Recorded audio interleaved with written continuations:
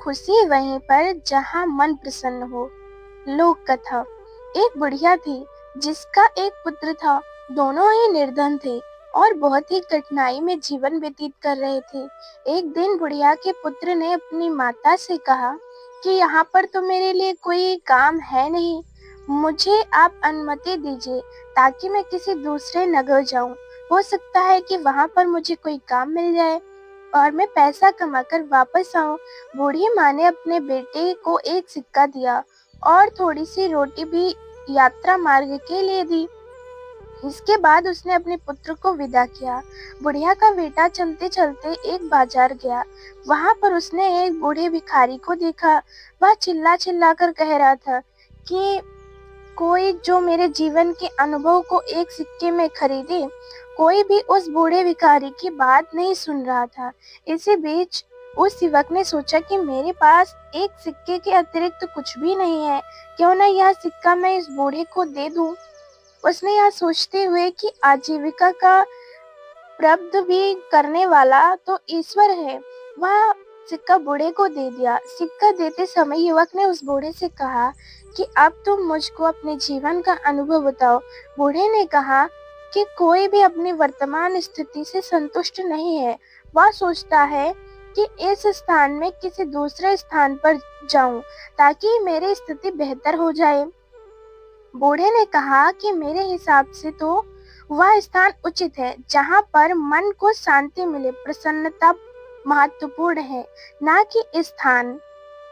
बूढ़े की बात सुनने के पश्चात वह आगे बढ़ गया और चलते चलते एक जंगल में पहुंचा। वहां पर उसने देखा कि बहुत से लोग एक कुएं के किनारे जमा है। उसने उन लोगों से पूछा कि क्या हुआ। लोगों ने कहा कि इस आशा के साथ हमारा कारवां यहाँ पर आया था कि इस कुएं से पानी निकाल कर पिएगा। अब हम स्वयं प्यासे हैं और हमारे पशु भी प्यासे हैं। हमने कुएं से पानी निकालने के लिए कई बार रस्सी में बाल्टी बांधकर कुएं में डाली और हर बार रस्सी टूट गई और बाल्टी कुएं में गिर गई। अंत में हमने एक व्यक्ति को कुएं में भेजा ताकि वह हमारी बाल्टी को वापस ले आए, किंतु वह भी वापस नहीं आया। पता नहीं कुएं में क्या है। युवक जो अपने घर से काम के लिए ही निकला था, उसने यह सोचा कि इन लोगों को अपनी योग्यता और क्षमता को प्रदर्शित करने का यह बहुत अच्छा अवसर है। हो सकता है कि कारवां के लोग इसे देखकर मुझे कोई काम सौंप दें। उसने कारवां वालों को संबोधित करते हुए कहा कि यदि आप अनुमति दें तो मैं कुएं में जाकर देखूं कि वहां पर क्या है। कारवां वालों ने उसे तुरंत ही कुएं में जाने की अनुमति दे दी, क्योंकि वे स्वयं इस कार्य से डर रहे थे। उन्होंने युवक की कमर में रस्सी बांधी और उसे कुएं में भेज दिया। वह दीवार के सहारे धीरे धीरे कुएं में उतर रहा था। जैसे ही वह पानी के निकट पहुंचकर बाल्टियों को ढूंढने का प्रयास कर रहा था, एकदम से उसने एक बहुत बड़े काले देव को देखा। देव ने उससे कहा कि तुम यहाँ पर क्या कर रहे हो। देव को देखकर नौजवान डर गया। उसने देव को सलाम किया। इस पर देव हंसा और बोला, सलाम सुरक्षा लाता है। तुम मुझको एक सज्जन युवक लग रहे हो। मैं तुमसे एक प्रश्न करना चाहता हूँ।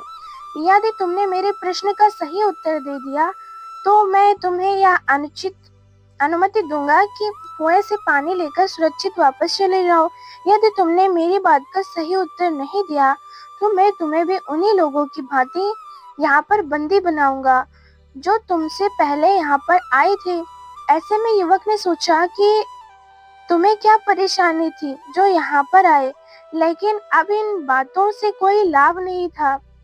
अब मुझको ईश्वर पर भरोसा करते हुए देखना यह है कि इस काले देव ने क्या सोच रखा है। यह सोचते हुए उसने देव से कहा कि ठीक है, मुझको तुम्हारी बात स्वीकार है, तुम अपना प्रश्न पूछो।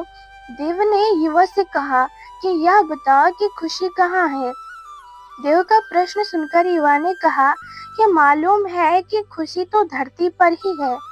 फिर उसने सोचा कि यदि मैं उसको यही उत्तर दूंगा तो हो सकता है कि उसे बुरा लगे, क्योंकि उसका घर तो अंधेरे कुएं में है। अभी वह यह सोच ही रहा था कि युवक को बूढ़े फकीर की बात याद आई। बूढ़े की बात जैसे ही उसके मन में आई, वह बहुत प्रसन्न हुआ। इसके बाद उसने देव से कहा कि जानते हो खुशी कहाँ है? जहाँ पर मन प्रसन्न है वहीं पर खुशी है। उसकी बात सुनकर देव बहुत प्रसन्न हुआ।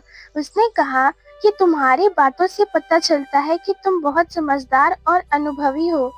तुमसे पहले जिससे मैंने यह प्रश्न किया था, उसने मुझसे कहा था कि धरती पर पाए जाने वाले बाग खुशी का स्थल है, जबकि मुझको तो यह स्थान अच्छा लगता है और मैं इसे ही पसंद करता हूँ। देव ने कहा कि जाओ बाल्टियों को ले जाओ, मैं तुमको 3 अनार दूंगा। जब तक अपने घर ना पहुंच जाना, किसी से भी इस बारे में कोई बात नहीं करना। युवक ने देव का आभार व्यक्त किया, बाल्टियों को पानी से निकालकर एकत्रित किया और उनको पानी से भरकर वापस ऊपर भेज दिया। उसके बाद वह भी कुएं से सुरक्षित वापस निकल आया। बाहर आने के बाद उसने देव की कहानी कारवां वालों को सुनाई, किंतु अनार के बारे में उसने उनसे कुछ भी नहीं कहा। कारवां वालों ने उसका आभार व्यक्त किया। फिर युवक कारवां के साथ अपने नगर वापस आ गया। जब वह अपने नगर पहुंचा तो कारवां वालों ने उसे एक गाय और भेड़ उपहार स्वरूप दी।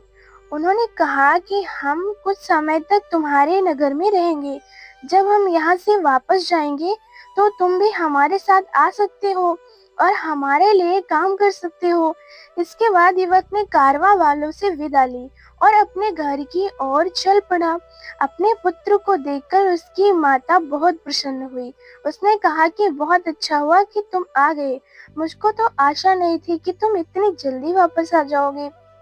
युवक ने कहा कि ईश्वर ने मेरी सहायता की। अब तक मुझे एक गाय और एक भेड़ उपहार में मिल चुकी है। कुछ दिनों के बाद अब मैं कारवां वालों के साथ उनके नगर जा सकता हूँ और उनके लिए काम कर सकता हूँ।